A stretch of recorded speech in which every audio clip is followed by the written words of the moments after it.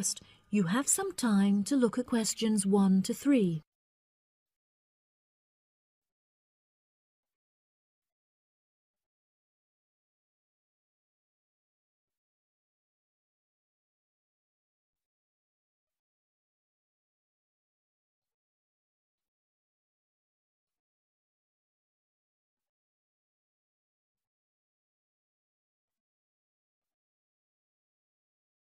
That'll be $23. Right, there's your change. Have a nice trip. Oh, I'll just get your bags out of the boot. Thank you very much. Now, George, let's find the check-in desk. Yes, but with all the changes they have made here at the airport, I'm not sure where the check-in desk is. I know, it's strange, isn't it? Why don't we ask for help? Good idea. What about that man sitting down over there? Which one? The one with the hat on and in the trolley? No, the one with the uniform behind the table. I'll ask him. Excuse me, could you tell me where the check-in desk for France Air is, please? Oh, let me think. The best way to get there would be to turn left at the end there, where the cafe is, and then go straight ahead until you're opposite the departure gates entrance. Oh, no. Sorry.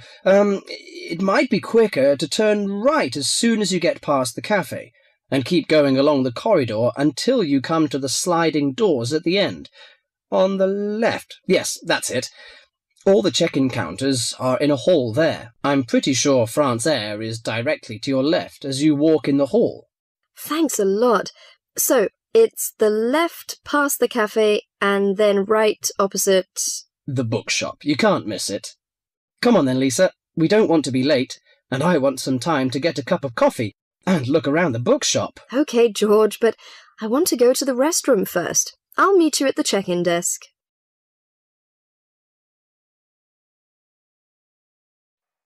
Before you hear the rest of the conversation, you have some time to look at questions 4 to 10.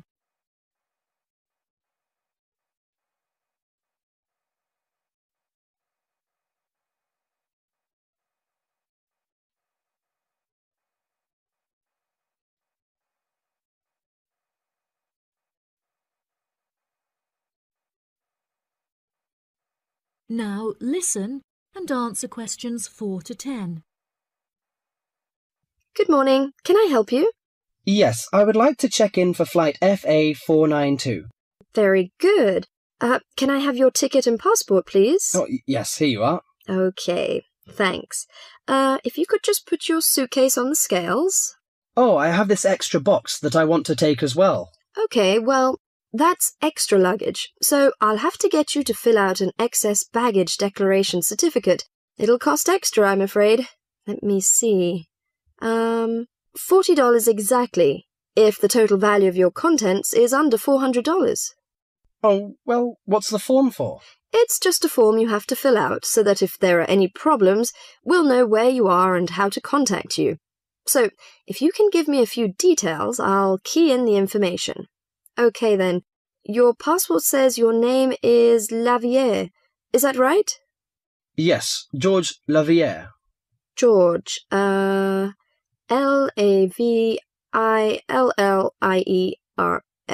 Good. Now, nationality. French? No, wait a minute. It's a Swiss passport. Well, yes, I live in France, but I was born in Switzerland. Swiss. Very good. Flight number FA492. Destination is... Paris. Are you connecting with any other flight in Paris, or will you be staying there? I'm spending my vacation in Paris. Well, Sèvres, just outside Paris. OK. So what's the phone number there? Let me think. The country code for France is 33, and the number is 198614537. Right, so that's 331-9861-4537. Yes, that's it. And can you tell me briefly what you have in the box? Well, there are some books, just university textbooks from last semester, some clothes, and, my computer disks. OK, thank you. And what would be the approximate value of the contents? Quite a bit, actually. About $150. That's all. There's your receipt for the box, your passport and ticket, and here is your boarding pass. Gate 7. You can board the plane in about 35 minutes. Have a nice flight. That is the end of part 1. You now have half a minute to check your answers.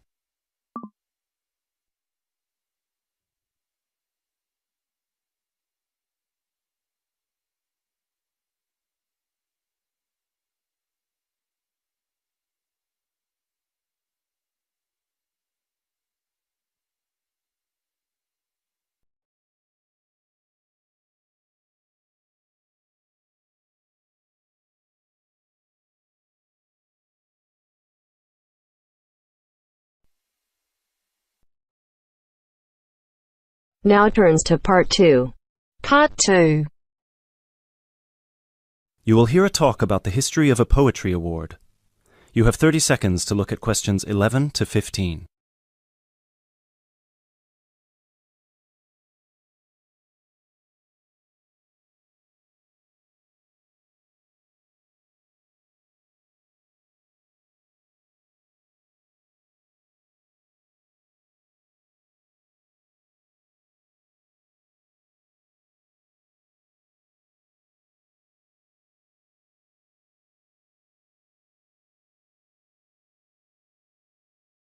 Hello everyone, and welcome to this year's award ceremony for the Antonia Watson Memorial Poetry Award. As with previous years, the competition has been particularly fierce and we received numerous excellent entries, so it's an incredible achievement for our 3 finalists who are sitting here amongst you, and we should congratulate them all. However, as with every competition, there can unfortunately only be one winner, and we will be announcing them shortly. Before we do, though, a few words about the award itself.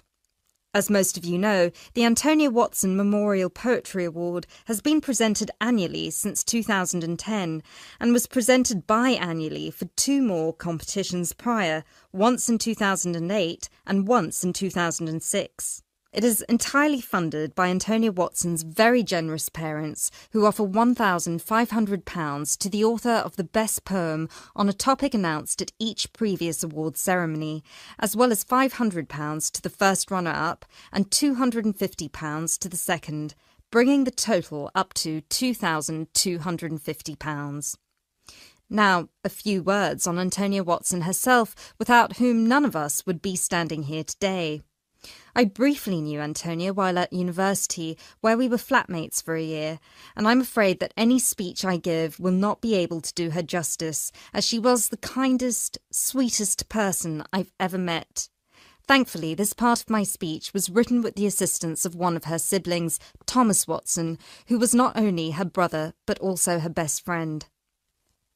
Antonia was born in Slayford, Lincolnshire, in December 1986. From a very young age, she displayed an inquisitive and creative nature, matched in volume only by the gentle kindness of her spirit. She wrote her first poem, named Love Barks, about the death of her dog at the age of 10. This was also her first poem to be published at her school's newspaper, just 2 months after another of her poems, Be Kind, won the 1996 Triad Children's Writing Competition and was published in the competition's anthology. While her early forays into poetry were crowned with impressive success, Antonia unfortunately ceased to write for a few years following the death of her very dear grandfather, Peter William Watson, in 1999.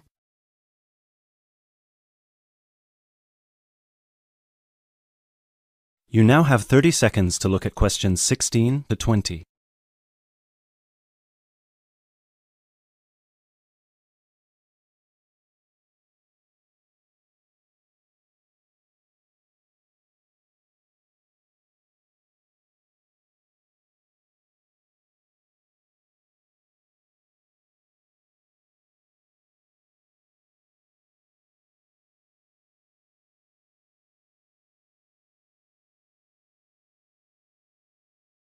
While her early forays into poetry were crowned with impressive success, Antonia unfortunately ceased to write for a few years following the death of her very dear grandfather, Peter William Watson, in 1999. Despite her writer's block, however, her artistic nature didn't lie dormant during the next 4 years. She had an active role in various theatre plays, and she also ventured into painting.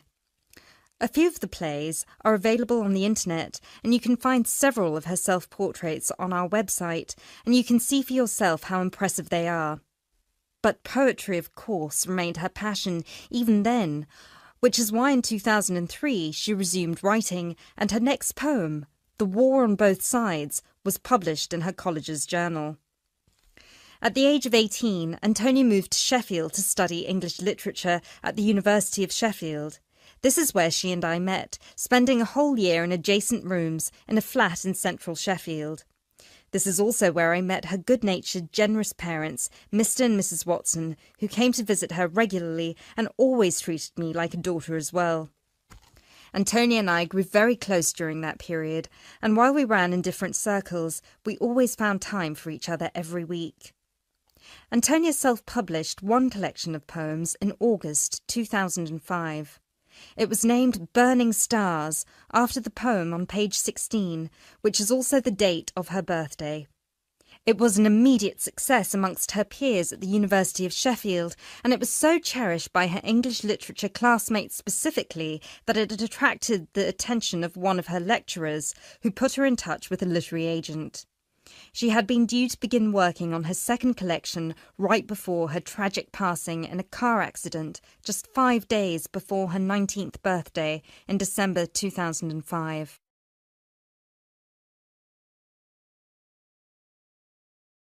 Antonia was always interested in societal shifts and how they affect humanity as well as the environment, and this award was designed to reflect her faith that regardless of what we do, we are all inherently good.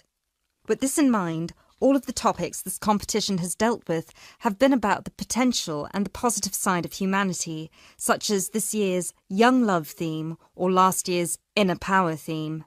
We've had poems about personal strength, about immigration, about gender equality and peaceful protest. And hopefully in 12 months, the poems we'll be awarding will be just as inspiring with the topic of poverty. I know Antonia would be really proud of what her parents and what all of you together have achieved. So, finally, let's get on with the actual award. As I said before, it's been a fierce competition this year, and with more than 5,000 entries, it was quite the task for our 3 judges to cut them down to just 3. But our 3 finalists definitely deserve to be here, and without further ado, I would like to... That is the end of part 2. You now have half a minute to check your answers.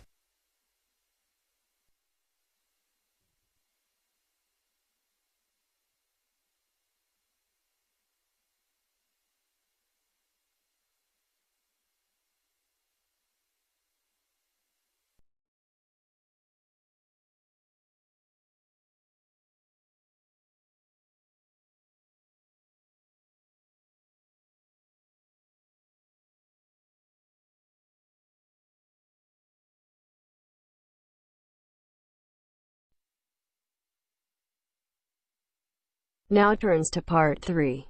Part 3. You will hear a tutor and 2 students discussing the best ways to study. First, you have some time to look at questions 21 to 25.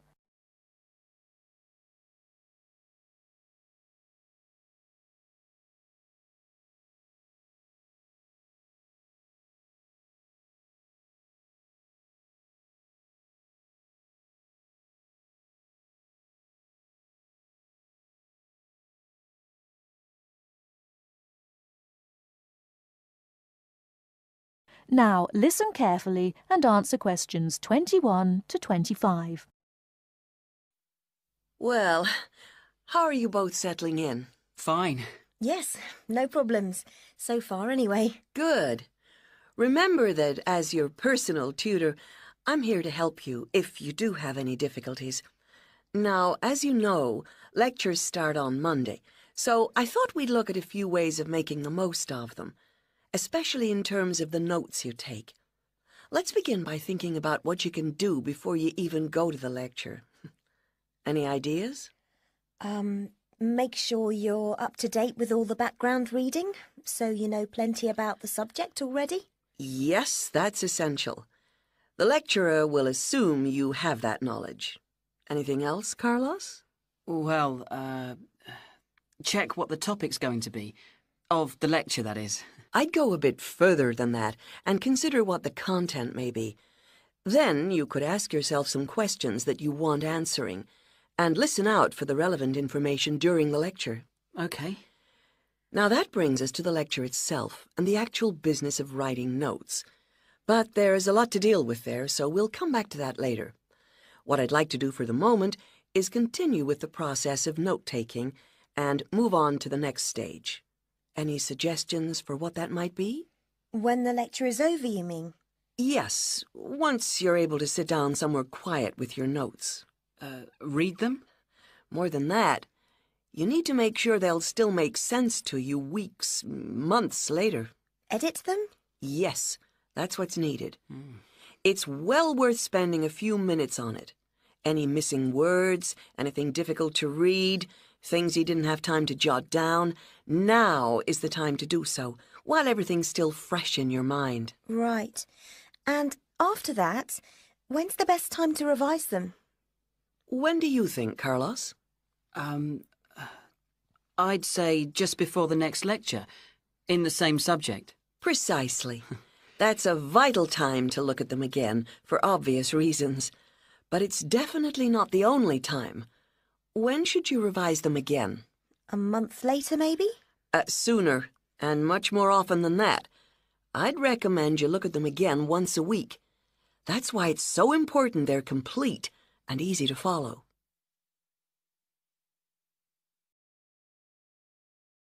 Before you hear the rest of the talk, you have some time to look at questions 26 to 30.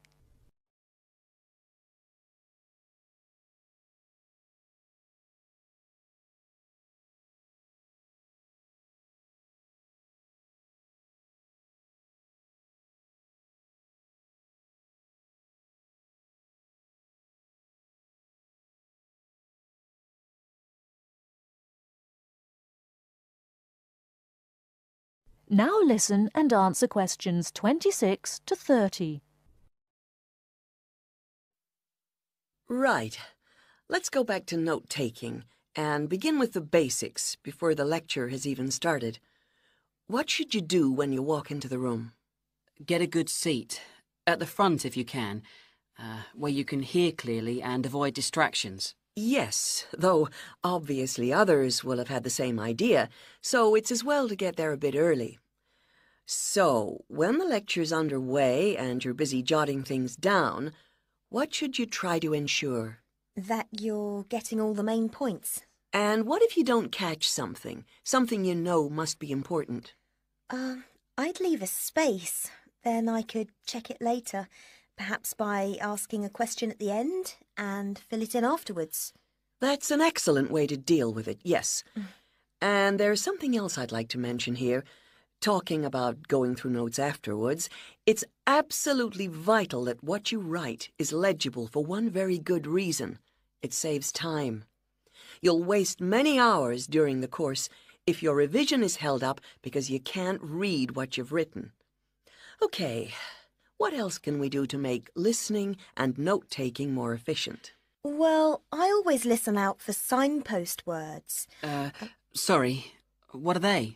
They're the ones lecturers use to say where they're going. A bit like a signpost at a road junction, I suppose.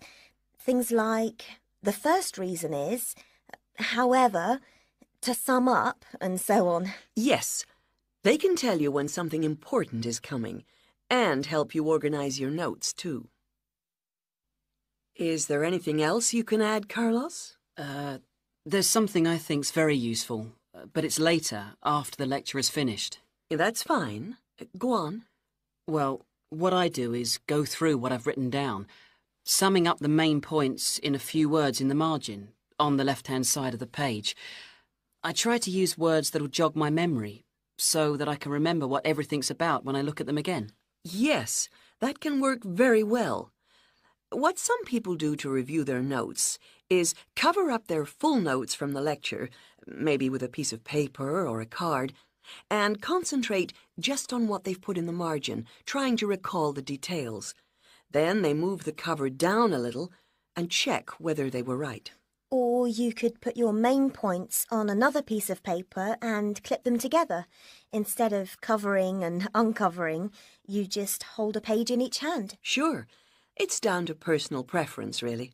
Everyone has their own learning style. That is the end of part 3. You now have half a minute to check your answers.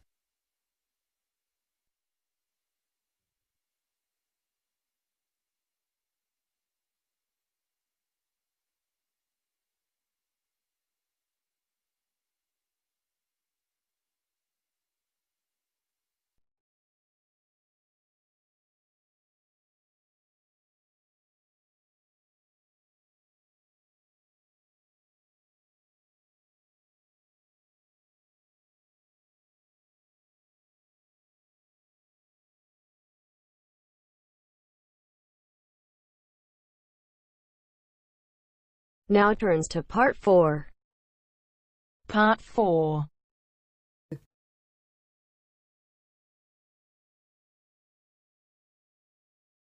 You'll hear a talk given by a foreign correspondent.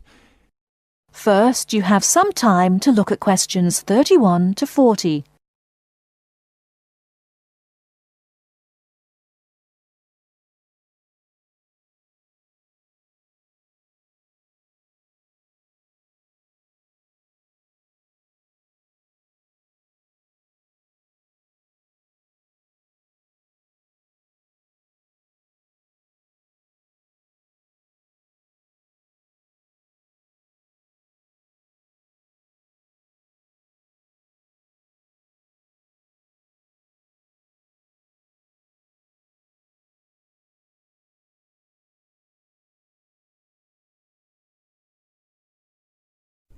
Now listen carefully and answer questions 31 to 40.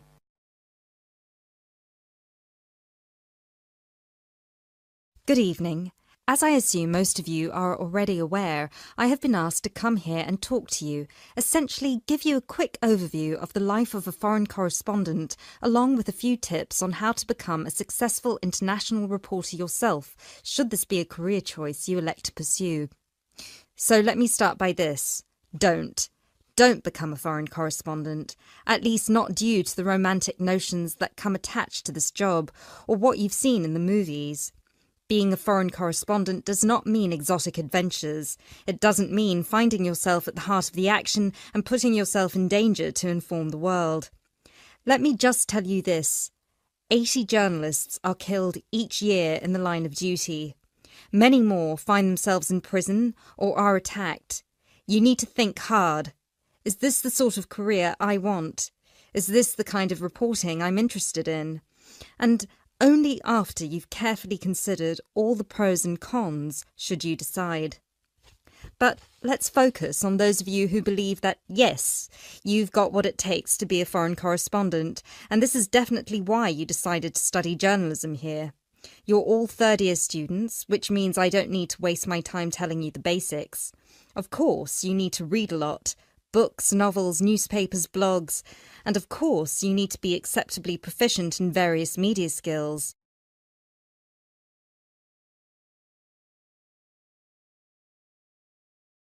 But what is it that's going to separate you from normal journalists and reporters? There are 4 things that'll make you different. The first thing is your experience of the world.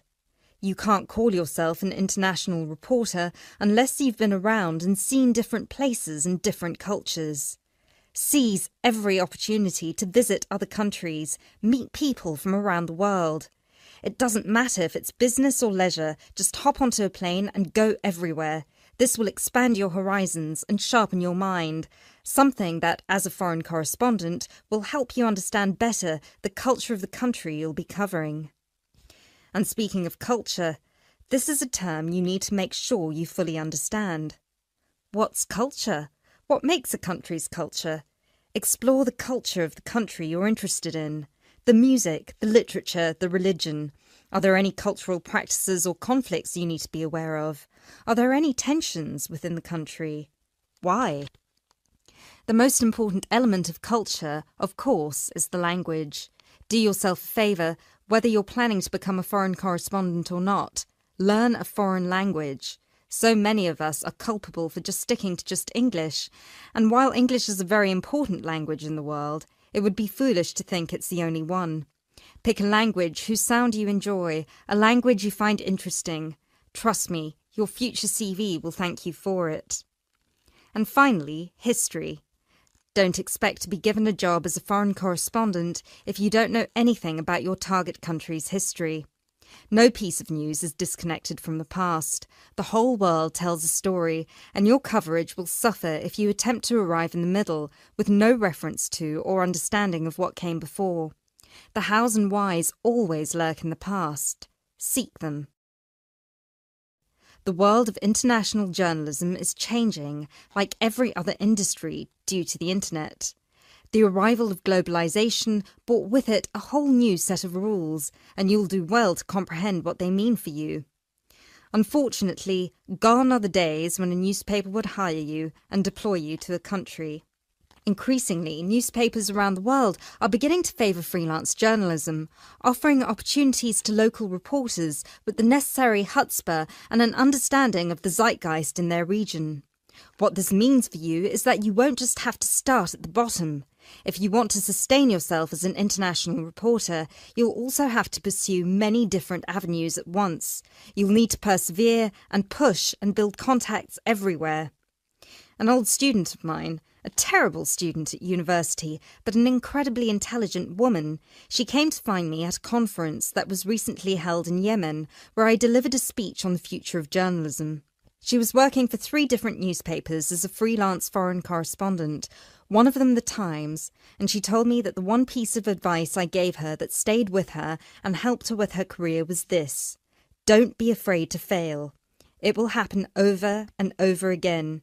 It's how you deal with it that matters most. So keep this with you, this one piece of advice. Oh, and don't forget, your passports need to be kept current at all times. Thank you very much for listening. That is the end of part 4. You now have half a minute to check your answers.